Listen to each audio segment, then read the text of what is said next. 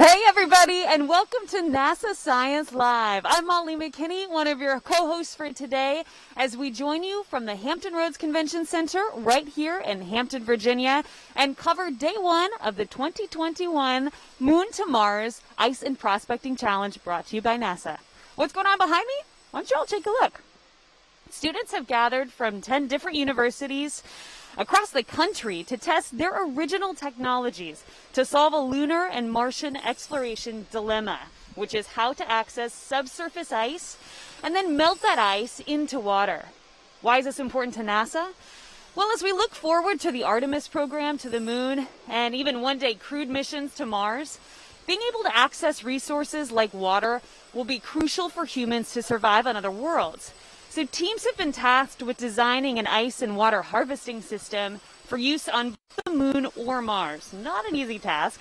And today they're testing their systems out in a head-to-head competition. Now, we are in person this year. We've jumped through quite a few hurdles to make that happen, and we are following very strict COVID protocols to make that possible, including everyone on the floor wearing face masks. We are all fully vaccinated, or we've had proof of a negative COVID test in hand.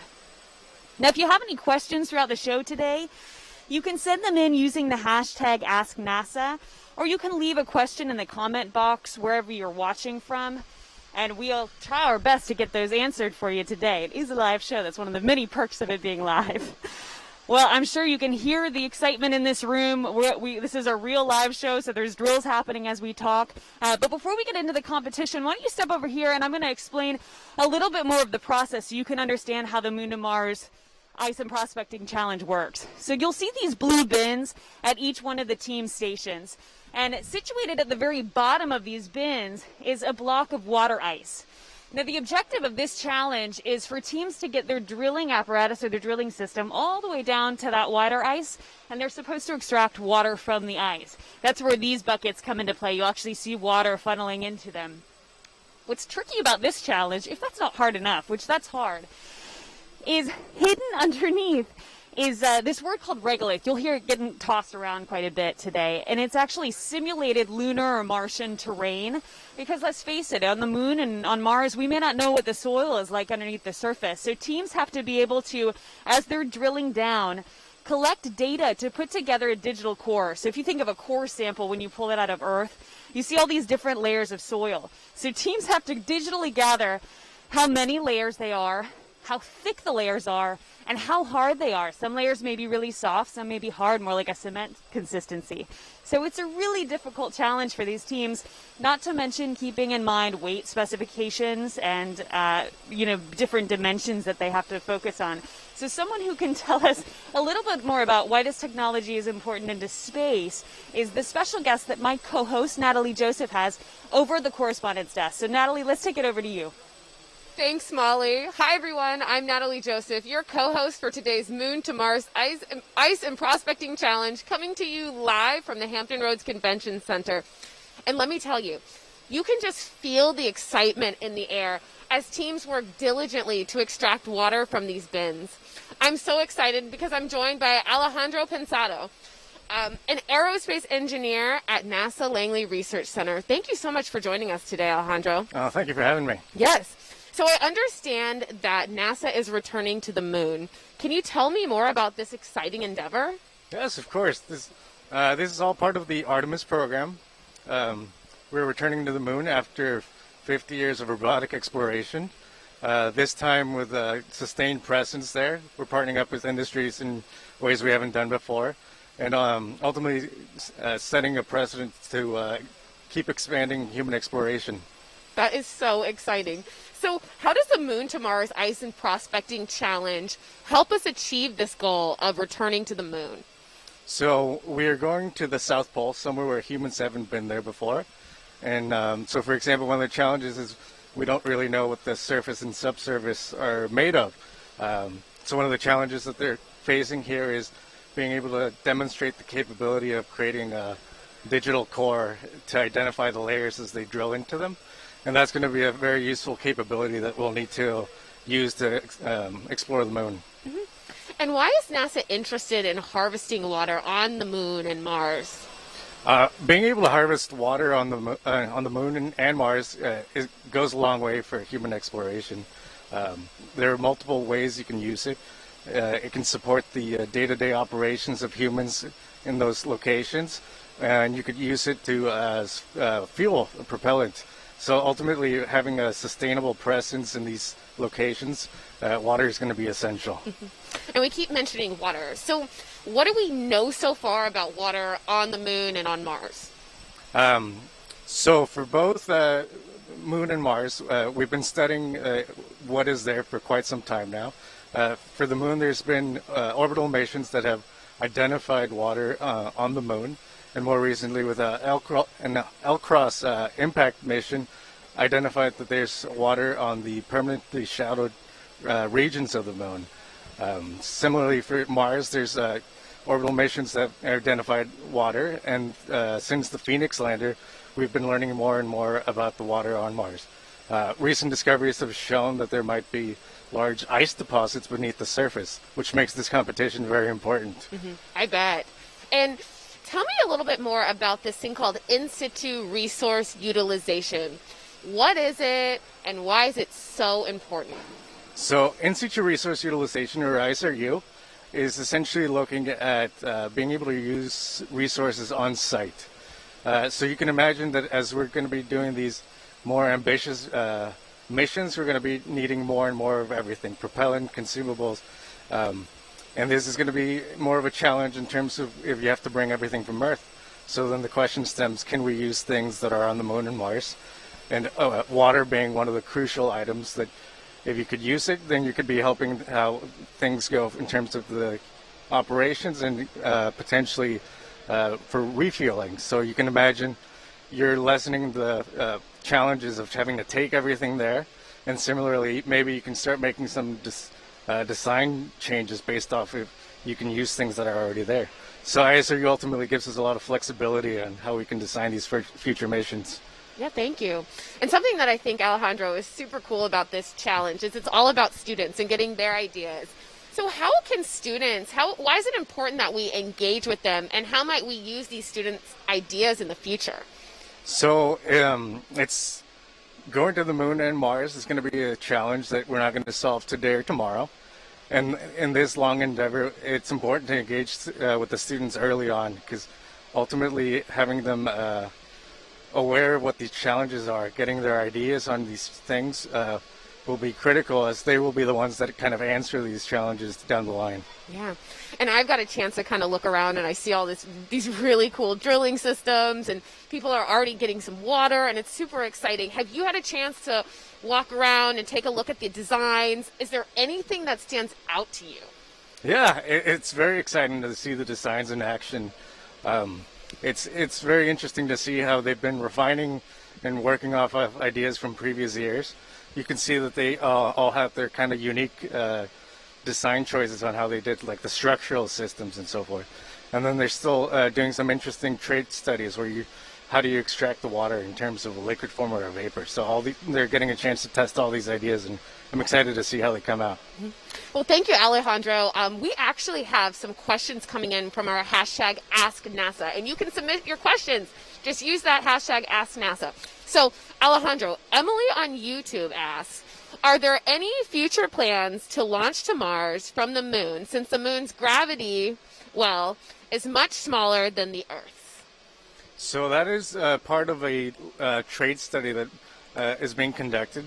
Obviously, there are benefits into using a lower gravity well as a launching point, but there's so many pieces along that way that we're still trying to figure out the benefits and how we can go about that. And Brittany on Twitter asked this question. I love this question, Brittany. Is it really safe to drink Martian or lunar water? So the answer is carefully. This is going to require pushing the technology to make sure that we can process it. There will need to be a filtration system. So I will go with a maybe. Maybe. Okay. We'll see. So we have one more, our final Ask NASA question for you, Alejandro. And Scott on YouTube wants to know more about the new Viper mission that will scout for water on the moon. And actually, Scott, we just selected the landing site for the Viper rover on Monday. So that's a great question. I love this. So Alejandro, can you tell me more about that and how the Viper rover ties into this competition today? Of course. So yes, the landing site was recently selected. It was selected for the Nobile region near the South Pole. So one of the challenges is we know there is water there, but we don't know exactly in what concentration and distribution is there. So Viper is going to answer those very questions and give us a better idea of kind of a resource mapping. And based off that, it'll give us a better idea of how we can extract the water from those areas, which is in turn going to guide us in how we can develop these IUCU technologies that you see today. Great. That's so exciting. I am really, really excited about all of these missions we have going on at NASA. So Alejandro, thank you so much for joining us today. Of course. Thank you for having me. Now, Molly has some exciting things to show you all out in the pit. But first, let's learn a little bit more about NASA's upcoming Viper rover. We know from decades of study that the moon has water, but where and how much? In 2023, a robotic rover will explore the moon's surface in search of water ice. NASA's Viper moon rover will perform the first resource mapping mission on another world, using advanced instruments and tools to determine the location and concentration of water on the moon. To send Viper to the moon, we're leveraging industry as part of our Commercial Lunar Payload Services program, a program designed to send science instruments and technology payloads to the surface of the moon. Viper represents a very different development paradigm. We are developing each instrument for launch on Eclipse ahead of Viper, totally flipping on its head how we normally do this. This is truly creative. An industry partner will launch Viper to the moon's south pole. This is a place where no human or rover has ever been before.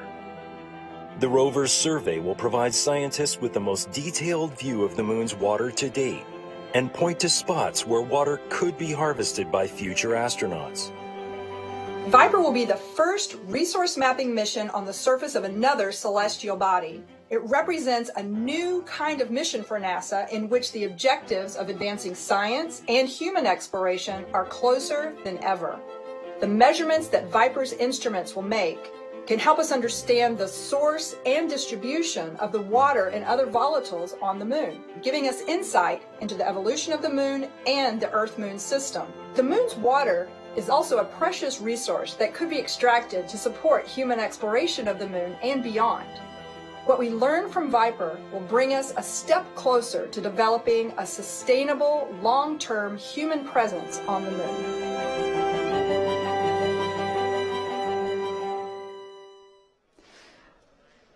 Go Team Viper. We are proud of you all. Looking forward to it. For those of you just joining us, we are coming to you live for NASA's coverage of the 2021 Moon to Mars Ice and Prospecting Challenge. Now, as you look around the pit area today, you'll notice that each of these teams have a different design that's really unique to that team and to that university. Each team brings a different idea to the table, and that diversity of ideas that we get from, including students in a competition like this, really helps us expand our collective understanding, not just for NASA, but really as a global science community. Now, this is the 5th year of this competition, and every year we really learn something new, what worked, what didn't work, and this collective knowledge from student-led ideas can really pave the way for future crewed missions to places like Mars and the Moon. Today is day 1 of this year's competition, and teams are operating their systems for the first time. I was talking to a couple of the teams yesterday, and these systems had never traveled before. So it's always a little nerve-wracking powering these on for the first time. Most of the university students today are using a drill to dig through the simulated lunar and Martian soil to get to the ice below it. And along the way to the ice, teams have to collect data about the layers they're drilling through, how many layers there are, how thick they are, how dense they are, and they'll use this information to create a digital core that they'll be judged on at the end of the competition. And then to extract the water below, teams have converged upon a strategy of melting a pool of ice underneath the surface and pumping it out. rather than trying to extract the ice from the overburden layers up above.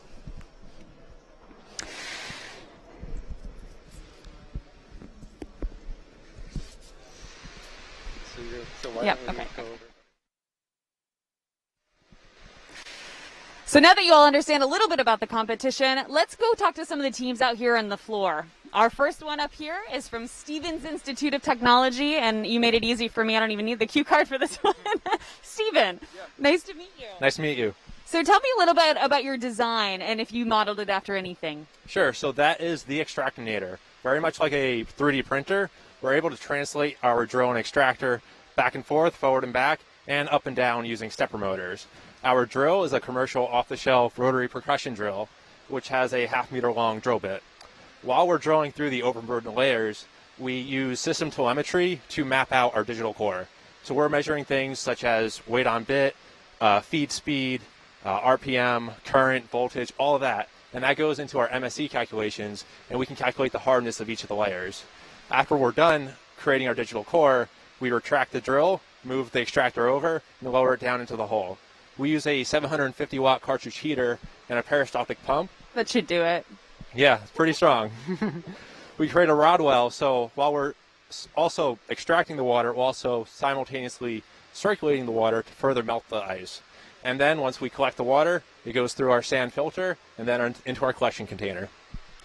It sounds like you thought this through. Just a little bit. Now, your team has competed before. What were some of the challenges you ran into in years past, and how have you compensated for some of those this year as you compete? Sure. So 2 years ago, our team faced the issue of over melting the hole.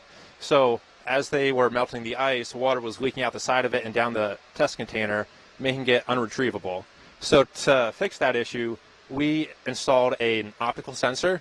So that tracks the water level of the ice, of the water as we melt it. And combining that with our rate of penetration into the ice and the time that the pump is running, we're able to estimate a radius of the hole that we melt, so we can also map out the ice as well as the overburden. Having addressed that, how do you feel about your odds this year of winning? We feel pretty good. We have a few more issues to work out, but once we get going, I think we'll go strong. Cool. We'll be rooting for you. Thanks so much for your time. I'll let you get back to it. Thank you. It's been a pleasure. Yeah. Let's go over here. We've got one more team to interview. Arturo over here from AMD, correct? Yes, ma'am.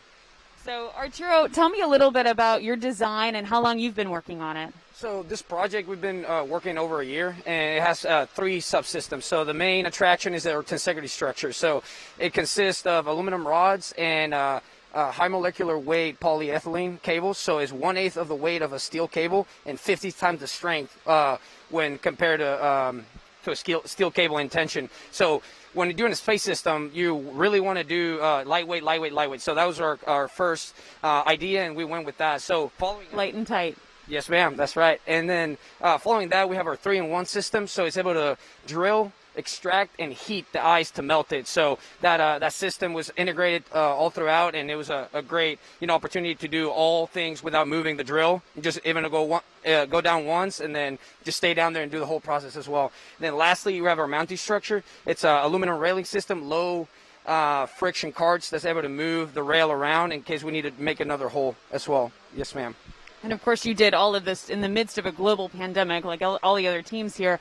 How did COVID pose some challenges for your team? Of course. So the main thing was communication and manufacturing. So communicating with our team was, slower. Everyone's at home. The machine shop was closed. So the way we overcame this, we pulled together, knowing that if you didn't do your stuff at home, you couldn't meet at the lab or someone else could do your job. So everyone came together and kind of did their part, knowing that we were counting on them to do their stuff at home. And, the manufacturing machine shop was closed, so we ran into a lot of issues there. But, adapt and overcome and, make sure we tackle the task ahead for sure. How do you think your team did enduring all of those hurdles they had to hop through to still make it here and be here this year? Of course. I mean, we did a great job, in my opinion. We have a diverse group of engineers. We have mechanical engineers, petroleum engineers, aerospace engineers. So everyone having different disciplines and different backgrounds that gave us the edge of cover all our bases and have different viewpoints and successfully present a project here at NASA. Well, we're really excited to have you guys here. Thanks for taking the time. Good luck. I think you'll hear that common thread throughout this competition that COVID-19 pandemic really posed some hurdles. This is a difficult challenge to begin with, and then to add in, manufacturers being closed and restricted access to different facilities, a lot of the resources they had planned on using for these. One of the teams back here is using wood instead of aluminum. They weren't planning to send something to space made of wood. So we have a video to take a look at really quick to give you a little more background on that. The 2020 virtual Moon to Mars Ice and Prospecting Challenge tasked university teams with coming up with novel solutions to extract water ice beneath the surface on the Moon and Mars. These are some of the novel ways that last year's teams came up with to solve this unique challenge. Our drill idea, the unique thing about it was pulverizing the overburden and then sheathing the hole, augering out the dirt. Melt the ice within the simulated test bed, and then we would recirculate it back down, which then heats up more ice around it. We have a second tool that rotates and articulates out, melt downwards, and then melt out. We borrow from the aerospace. It's a kind of structure called tensegrity structure. It's a kind of rods and string. It is not like our house structure. What we were trying to do with Leslie is incorporate laser heating into our system for the extraction of water. With the onset of the COVID-19 pandemic, universities across the country restricted access to on-site facilities, greatly impacting the Moon to Mars Ice and Prospecting Challenge student teams. We had constructed all of our subsystems. We were in the middle of putting them together when everything hit. As spring break happened, then everything with COVID started to ramp up. By a week later, MIT had already sent all undergraduates home. It was very sudden, yeah. We thought that we would just be able to do some design work and stuff from home for a couple weeks, then go back and get access to our lab again. But it became evident that that wasn't going to happen. So we rushed over, collected all of our supplies, threw them in the back of one of our teammates' trucks. And so we had to take all the parts that were originally designed to be machined in our machine shop and then redesign them for 3D printing and other things you can make at home. We were actually a few hours before they locked the doors for 3 months. I don't want to sugarcoat anything. Obviously, we lost the full head of steam that we had. We hit that brick wall of COVID-19. When things moved online and everyone had to go home, a lot of people kind of gave up. A lot of the team members did step back and kind of focus on their own things, but still we were trying to get a great paper out. So the only thing I can do at this time was to keep a Zoom meeting between every team member. We used Discord and Zoom. For each one of those meetings, we had a Zoom call. We Zoom calls. We stayed together using Zooms. Try to do this over Zoom or Microsoft Teams. It was just like a snap of the finger and everybody just got right back on board and was able to let's finish this, let's do this, let's prove ourselves right. Because we knew at the end goal we could still present something, and the chance of that kind of pushed us. Going into a second year with a head start and also a lot more wisdom would be really helpful. Our senior project's actually done. We finished up all of our testing, we made that push, and we're handing it off to the next senior project team that should carry it on for the next 3 quarters.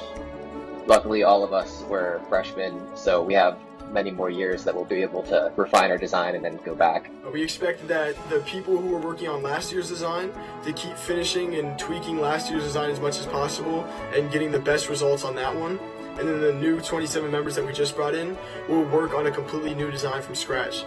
It's an entirely new team this year. They have some very good ideas about things that we hadn't even had time to consider. We are already planning to do everything that we were going to do this year. We will do it next year. We're definitely very appreciative of the opportunity to get to work and learn through this whole process. So we'd like to thank NASA for sure.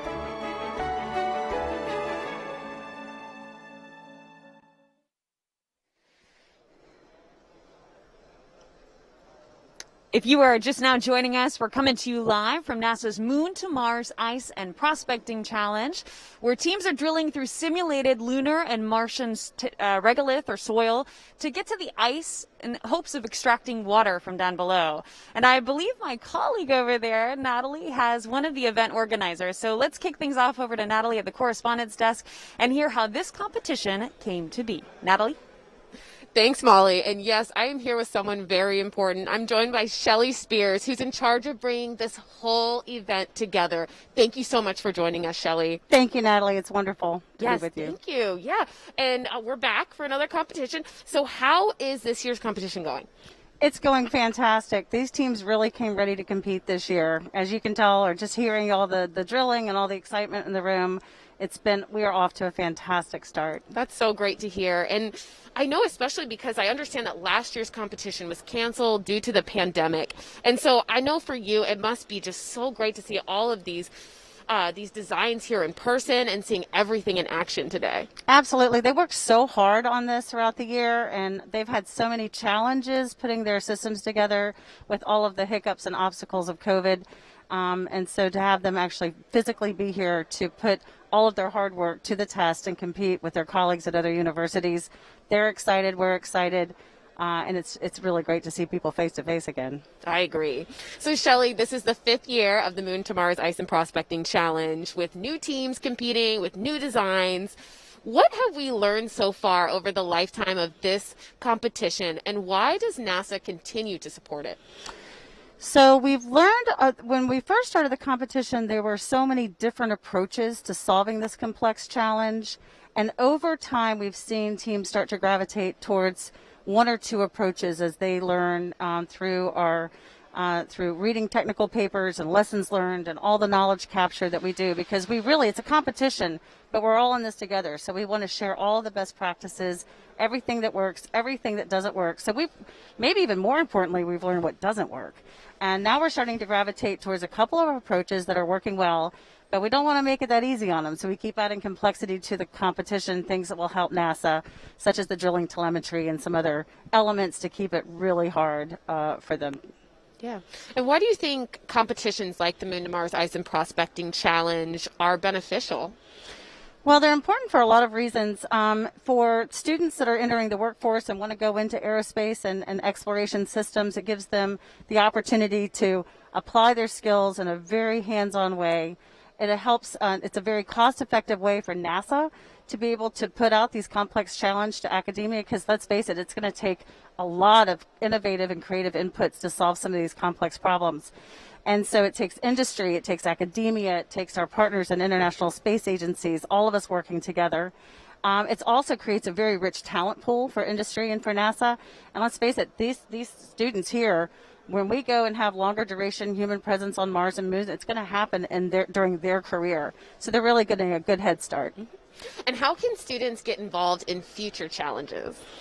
There's so many opportunities out there. So whether you're in kindergarten or even some preschool all the way through graduate school, NASA does a great job of trying to create opportunities for students.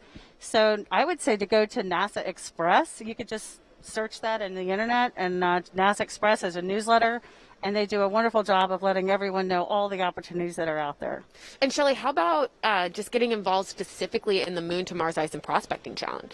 So you can go to the NIA website or to the NASA website and just do a search, do NASA Moon to Mars Ice and Prospecting Challenge, or go to rascal.nia.net, and you can find the competition and you can see all about what we're coming up with next. Sounds good.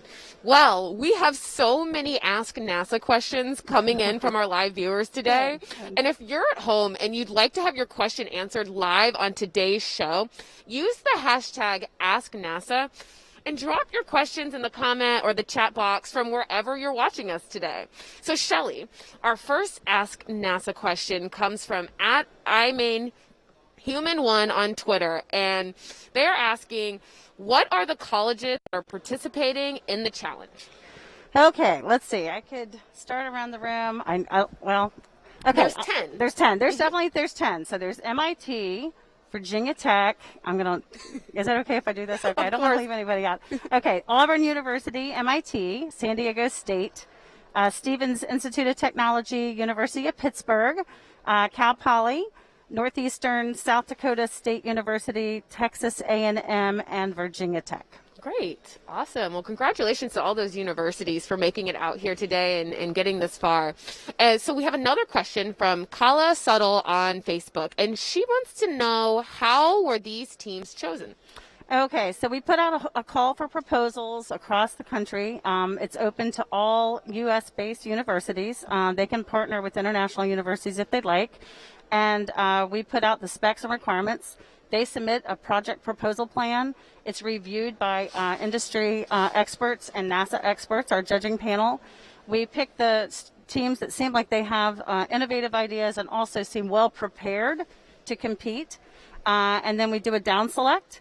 We give them some initial small amount of funding to start with their software and hardware designs. And then they go through another mid-project review, and then they make the final cut, and now they're here. All right. Well, thank you so much, Shelley. Thank you for joining us. Thank you, Natalie. Yes. And Molly, it's back to you. Thanks, Natalie.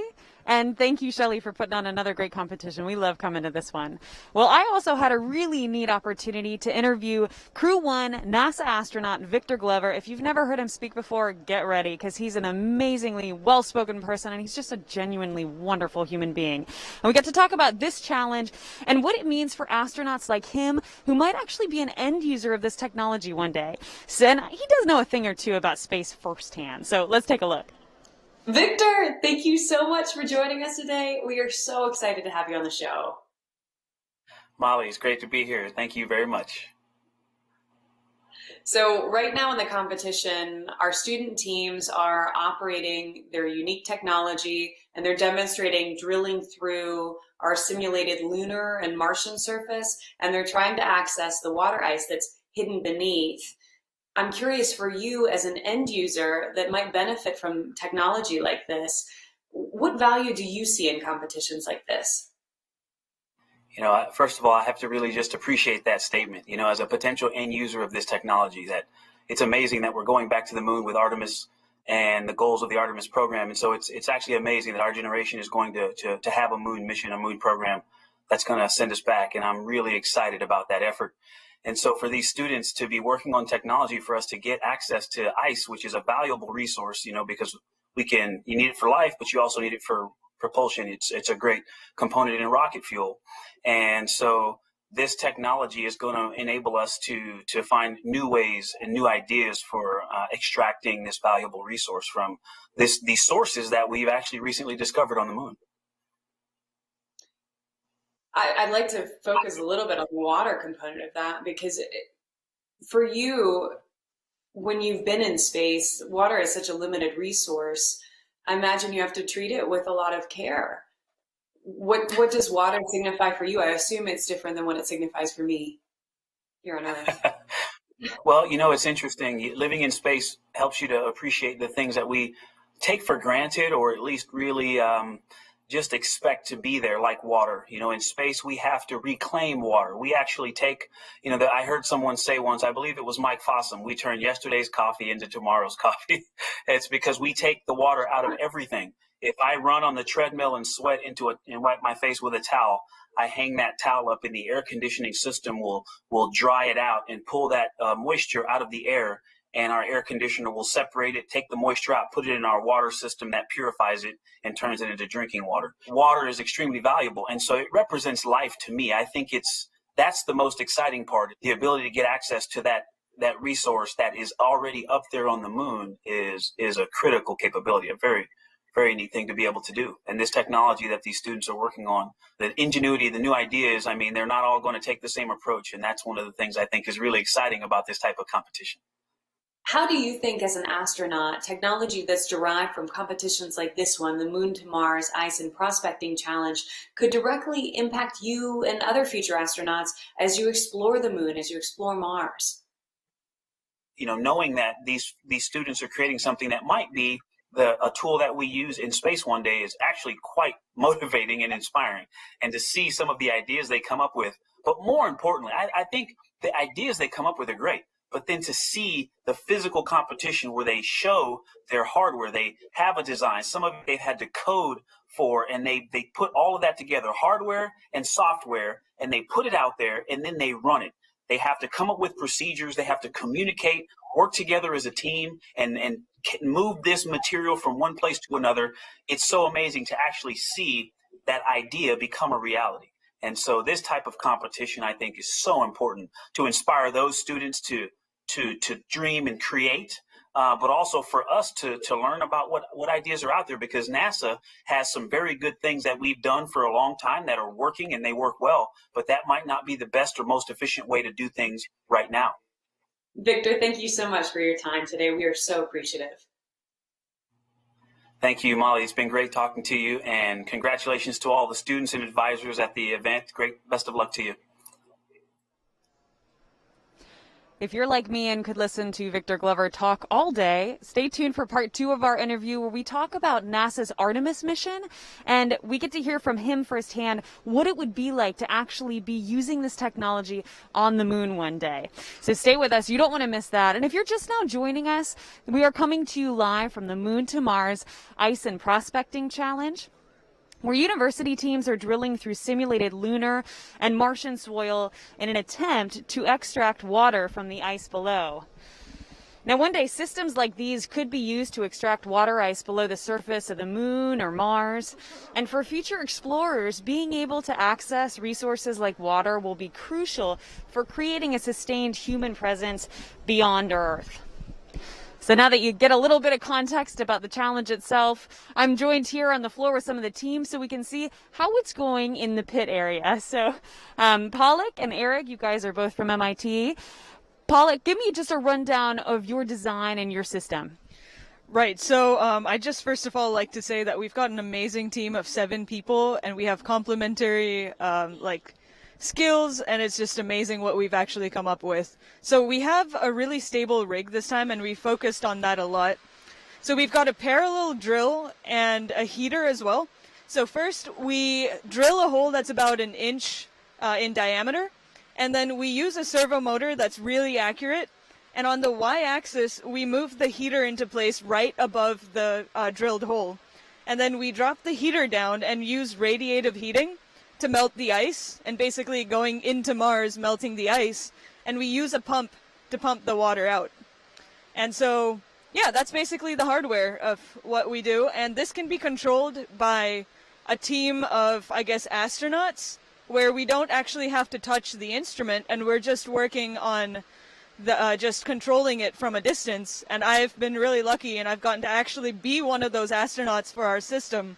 So yeah, that's exactly how our hardware works. So it's not autonomous yet. It could be, but right now it's hands-off. And while it's hands-off, the software side takes over, which is your department, Eric.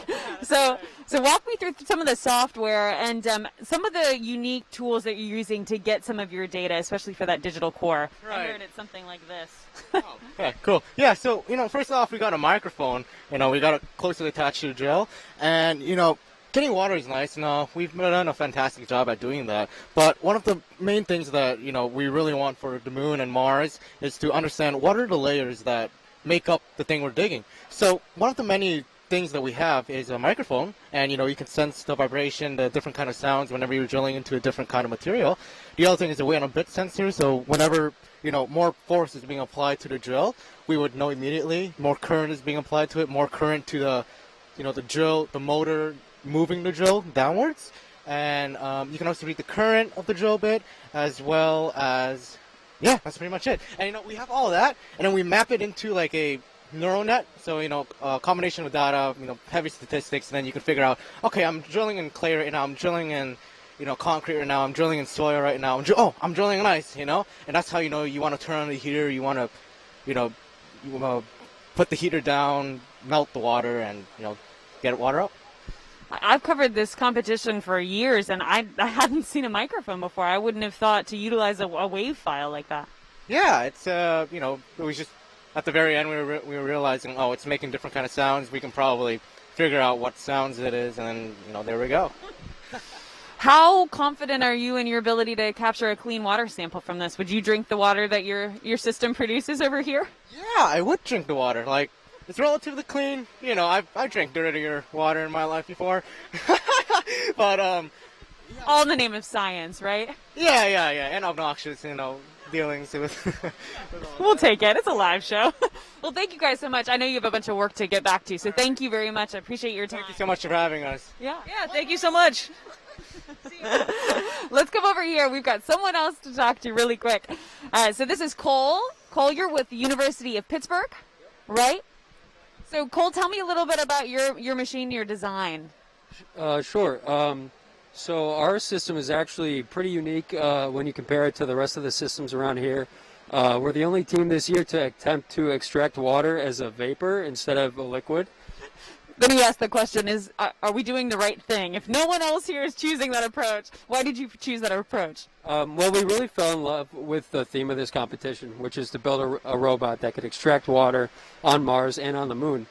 And the conditions on Mars and on the Moon suggest that you can actually have ice sublimate directly to a gaseous form when you add heat. And so... Easier than here on Earth? Yes. So we're actually having the hardest time competing here on Earth.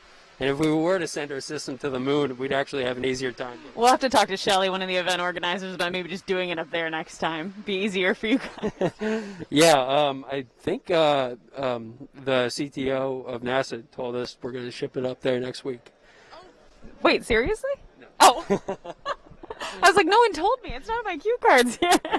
Well, have you burned through any heating apparatus today to get to this point? Yes, we've already gone through one heating element. But I have great news. A couple hours ago, we actually were able to extract some water. Yeah, thanks. All right. But yeah, nice. That was good. That's great. Congratulations. I was super excited. It's amazing. And special thanks to my whole team. We all put in a ton of hard work this past year, more than I think we all expected. But we rose to the challenge, and I'm just super proud of all the guys that we have with us today. Oh, that's awesome. Congratulations, Cole. I'm really excited for you guys. We all are here. This is not an easy challenge, and one of the things that you can go ahead and get back to it. One of the things that I think is really important is the judges here. So Natalie over the correspondence desk has a special guest that knows the in and outs. I might even argue the official in and outs of this challenge. So Natalie, we'll kick it over to you at the correspondence desk. Yes, Molly, I do have a very important person with me. I'm joined by Chris Jones, and he's one of the judges of today's competition. So happy you could join us, Chris. Natalie, it's great to be here. Yes. So, Chris, you've been so instrumental in the creation of this challenge. So you're probably the best person to ask. How does this challenge work, and what do students need to accomplish? So we really have two big challenges that we're asking the students to do here, and it's why we call it the Moon to Mars Ice and Prospecting Challenge. Part of that is the prospecting side of it, and what we're looking for here is for teams to be able to give us what we call a digital core. We've given them these test beds that have multiple layers, but they don't know what those layers are before they get to the ice. So we're asking them to use the sensors and the instruments they have aboard their systems to determine what those layers are, how hard they are, how many of them are there, and give us that information back as a demonstration of the kind of thing we could do as we're exploring Moon in Artemis. Mm-hmm. And then they need to, once they find that core, they need to find and collect water also. How does that work? Right. So the other half of this is getting to that ice that's at the bottom of the cooler and processing that in some fashion into water they can deliver to us. So they know there's ice there. They've designed their systems to acquire it, but they also have to design these systems such that they have forward application to future missions we would do on the Moon and on Mars in order to be something we can use someday in a real mission. Mm-hmm. And then after all of that, Chris, how does a team win the Moon to Mars Ice and Prospecting Challenge? Okay, a big part of it is how much water can you deliver to us. You get a lot of points for showing up with a lot of water that you produced. But beyond that, the quality of that digital core. Did you understand the layers you went through? We give you points for that. The teams have also written technical papers that explain not just how their concept works here for the Earth demonstration, but also how it would be adjusted to work on the Moon and on Mars. What's the path to flight so that we at NASA could potentially take advantage of this? And all of the points for that come together to determine who's going to be the winning team. Mm-hmm. And speaking of taking advantage of it, what's on the line here and what can students win? So among the things that are on the line here is the glory of doing this. But more realistically, and maybe of more interest to the students here, we have a $10,000 prize pool that the judges will determine how to distribute among the teams.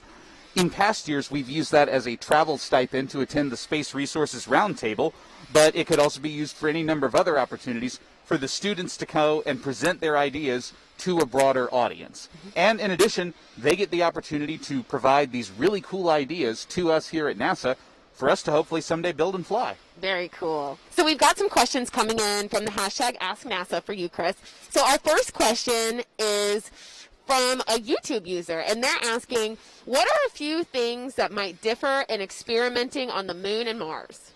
Okay, the two definitely are different environments, Both of them are much lower gravity than we have here on Earth, so teams would have to understand how to deal with that. On the moon, there's a vacuum, which means that there is no air surrounding them at all, and that's going to significantly impact the ability of a system to use certain kinds of pressure in order to acquire the resources. In both locations, they have to deal with dust, but the way the dust behaves differs on the moon and on Mars. In addition, the ways in which we might find ice are going to vary between those two. On the moon, we're probably going to find that in a permanently shadowed region, which means we have to operate in cold and in darkness. On Mars, we're hoping we can find it in much more accessible locations. Mm-hmm. And so Savant De Silva on Twitter, on YouTube asks, what's the sole purpose of extracting water from the moon? Ooh, on the moon. So I think one of the biggest reasons to extract water on the moon is it's a chance to make up not just the life support goods that astronauts would need, things like water or breathable oxygen, but it's also a way to get the propellant they would use in the course of doing missions, leaving the lunar surface and going back to Earth orbit. One of the things I've actually looked at and worked with a number of folks on is when and where is the best location to use lunar ISRU? Where is it best to use that lunar water to support exploration? And the answer is there's a lot of possibilities there for how it can really benefit us. Okay, cool. So we have another question from Twitter this time. And Amber wants to know, due to the freezing temperatures on Mars, how will you keep the water from refreezing after it's been extracted?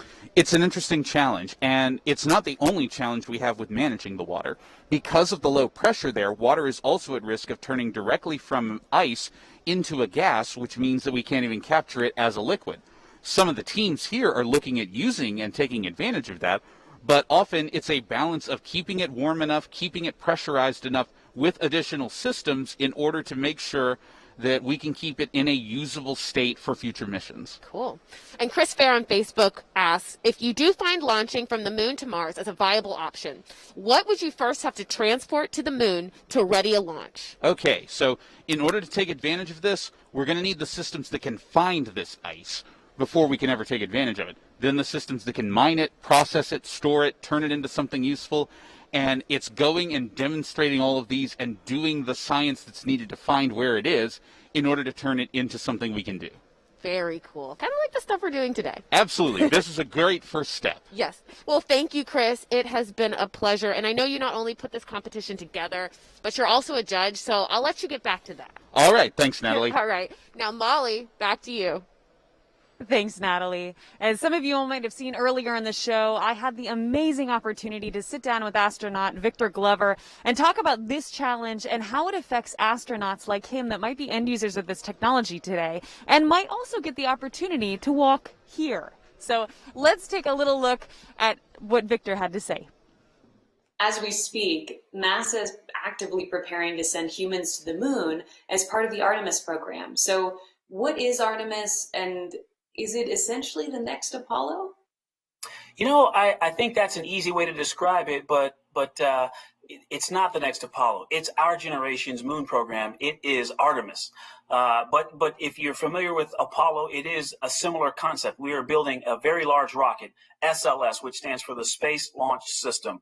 It's going to be a very powerful, very big rocket that's capable of getting a spacecraft, Orion, to lunar orbit, which will enable us to get humans there and to a gateway, which would be like a space station that's orbiting around the moon. We'd be able to get humans to the gateway or to a human lander system that then could get human beings to the surface of the moon. And then one other very exciting component is Artemis astronauts. And so we're starting to identify folks that are going to be a part of it, and we call it Team Artemis. And so we're going to start, hopefully in the very near future, actually naming folks from Team Artemis, but also the Greater Astronaut Office, as well as our international partners to these missions specifically, and those will be the actual Artemis lunar astronauts. That's very exciting, very exciting.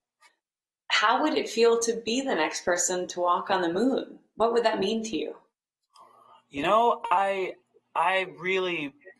have no idea. I mean, I thought going into space and living on the space station was going to feel a certain way, and it did, but also so much more than that. It blew away my expectations, and so I could only imagine not even going to the surface of the moon, but actually being in orbit around the moon, like, or, you know, before you go down to the surface, orbiting the moon and being able to just look out the window and see Earth rise. I mean, think about that. That picture that Bill Anders took, you know, changed the way people saw themselves and when they see our planet. And so for me to be able to witness that with my own eyes, or even to be in mission control as the communicator, as the Capcom, speaking to crew members, my colleagues, my friends, while they're experiencing that, it would be unreal. And so I really couldn't tell you how it would feel, but I would love to go and have that experience and then come back and describe it to you. You know, one of the things I love about being a part of competitions like this is you see people come together as the human race, and you see all these different walks of life, people from different backgrounds, they speak different languages in many cases, and you really get to see this beautiful picture of our world and of our planet.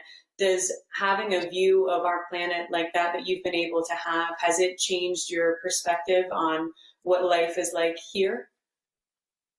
You know, going to space, one of the things that it makes you do, I believe it would do this for all people, is it makes you appreciate life right there on the surface. You don't get to see, you see the entire oceans, you see these countries without borders, you see entire continents. It's amazing, that perspective. Doing any of these amazing science and technology things, like living in space, putting humans in space, requires us to do our best in just about every science and technology endeavor that we've had. Life support, medical, health, radiation protection, water reclamation, waste management, and all of those things drive us to be our best selves, and they remind us that we need the best from everyone.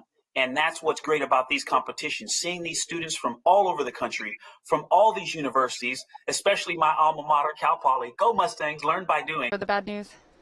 I think you do. I just got comfortable over here. Unfortunately, we're out of time, but I tell you what, we have seen some really amazing prototypes today. I've seen designs I've never seen here before covering this competition, so I truly believe we've heard it over and over again today, that the technology that's being developed today will really help us advance exploration as a whole in space as we start to pursue other worlds like Mars and, of course, the moon. Yes, and it's really going to be these students' ideas and the ideas of the future that are going to help us take that next giant leap, and I'm very excited. Me too. And I want more people to get involved, and I think people are wondering how they can do that. So if you want to get involved and you're curious about more challenges like this, you can subscribe to the NASA Express newsletter at nasa.gov/STEM/Express.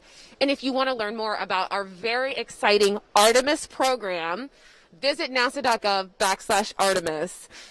All right, well, thank you for joining us today on NASA Science Live. I'm Natalie Joseph. And I'm Molly McKinney, and we'll see you next time. Thank you. Bye, everybody.